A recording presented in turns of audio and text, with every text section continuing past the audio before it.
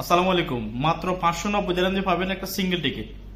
শুধুমাত্র 590 দিরহাম দিয়ে যারা সিঙ্গেল টিকিট করে শারজা থেকে ঢাকা অথবা দুবাই থেকে ঢাকা যাবেন, আমি আবারও বলতেছি, যারা শারজা থেকে ঢাকা অথবা দুবাই থেকে ঢাকা যাবেন এপ্রিল মাসের 20, 22, 25, 26 40 কেজি পাবেন বুকিংয়ে, হাতে পাবেন 7 কিলো।